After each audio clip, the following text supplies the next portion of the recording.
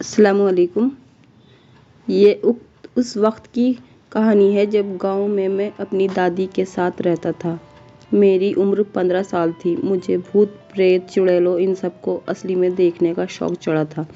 चुड़ैल की कहानियाँ तो मैं बड़े मज़े से सुनता था और हमेशा बोलता था कि कितना मज़ा आएगा और अगर किसी चुड़ैल से सच में मेरी मुलाकात हो जाए तो। मेरी दादी की किराना और दूध की 2 दुकानें थीं। दादी और मैं मिलकर दोनों दुकानें चलाते थे। गांव में हमारा बड़ा नाम था। हर रात को दुकान बंद करके दादी घर चली जाती और मैं अपने दोस्तों के साथ चौराहे पर बैठकर एक दूसरे को भूत प्रेत की कहानियाँ सुनाते।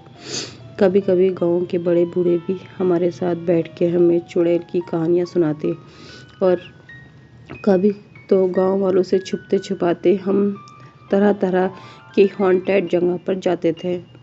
इन सब में सबसे आगे मैं होता था। मुझे उन अमानवी शक्तियों को ललकारने का बड़ा शौक था। पर मेरी ज़िंदगी में एक ऐसा दिन आया कि मुझे एहसास हो गया कि मैं कितनी बड़ी मुसीबत को बुलावा दे रहा था।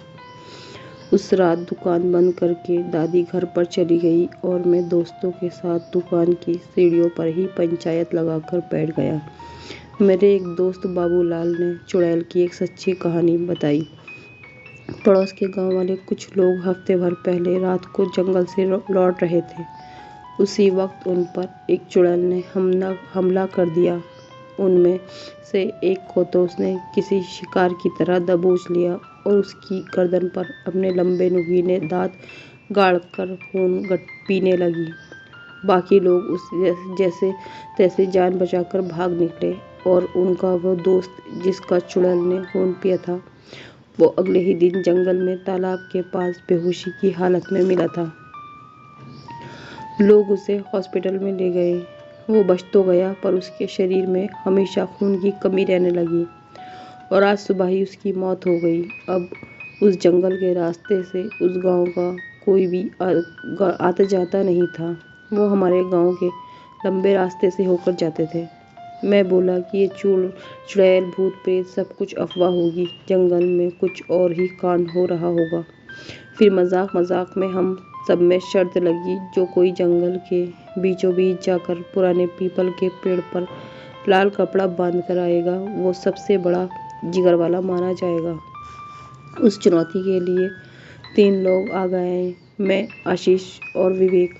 और दूसरे ही दिन रात को दुकान बंद करने के बाद सब ने घर पर बोल दिया कि दोस्त का बर्थडे है, थोड़ा लेट आएंगे। और फिर मैंने एक लाल रिबन जेब में रख ली और विवेक की मोटर साइकिल पर हम रात के 9 बजे निकले और बाकी दोस्त जंगल की सीमा रेखा के पास खड़े थे। आशीष मोटरसाइकिल चला रहा था। उस दिन चांदनी रात थी, इस वजह से आसपास का नज़ारा ठीक ठाक दिख रहा था। तीनों को डर भी लग रहा था पर बात अब इज्जत की थी, इसलिए वो काम करना ही था। आशीष मोटरसाइकिल चलाने में उस्ताद था, इसलिए जंगल वाले रास्तों पर बाइक हर बार वही चलाता था। हम जंगल के बीचों बीच पीपल के पास पहुँचे। मैं बाइक से उतरा और विवेक टॉर्च लाइट का फोकस दिखाने लगा। मैंने लाल रिबन निकाली और जाकर पीपल की टहनी को बांध दी और जब मैं पीछे मुड़ा तब एक नुकीले पत्थर से ठोकर लगाकर मुंह के बल गिर गया। मेरे पैर में चोट लगी और खून पानी की तरह बहने लगा। मेरे दोस्तों ने मुझे सहारा देकर बाइक पर बिठाया।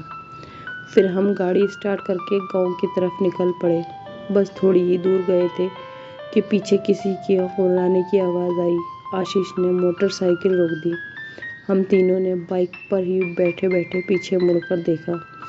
उस वक्त जो नज़ारा हमारी आंखों के सामने था उसे देखकर कुछ समय के लिए हमारा दिल धड़कना, सांस लेना भूल गया, क्योंकि मेरा खून जिन पत्थरों पर गिरा था उन पत्थरों को एक औरत एक एक करके चाट रही थी। वो औरत पूरी तरह खून से नहाई हुई थी, सिर्फ उसकी आंखों की सफ़ेद पुतलियाँ दिख रही थी। खून चाटते वक्त वो हमारी तरफ ही देख रही थी। तभी अचानक उसने पत्थर फेंका और हमारी तरफ झपट पड़ी और फिर आशीष ने किसी रेसर की तरह बाइक भगाई। मैं उसे देखने के लिए पीछे मुड़ा था तो वो औरत 4 पैरों पर किसी नरभक्षी भेड़िए की तरह हमारा पीछा कर रही थी। एक पल के लिए तो उसने हमें पकड़ ही लिया था, पर किस्मत से आशीष के हाथ पे बाइक थी। उसने गाड़ी 80 या 90 की स्पीड से भगाई थी और जब हम जंगल की सीमा के बाहर आ गए, तब न जाने वो भयानक चुड़ैल कहीं गायब हो गई। हमारे वापस लौटने तक सारे बड़बोले बज्जर बट्टू दोस्त घर भाग चुके थे। फिर अगले दिन दादी ने देखा कि मैं कुछ परेशान और डरा हुआ हूँ, तो उन्होंने मुझसे सब सच उगलवा लिया और मैंने सब हकीकत बता दी।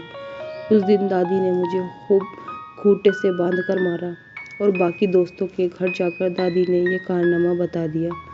सबको जमकर मार पड़ी और फिर दादी ने सिर्फ 2 दिनों के अंदर हमारी दुकान और बंगाल के गांव के पाटिल को बेच दी और एक रात ज़बरदस्ती उन्होंने मुझे हनुमान जी के मंदिर में सुलाया।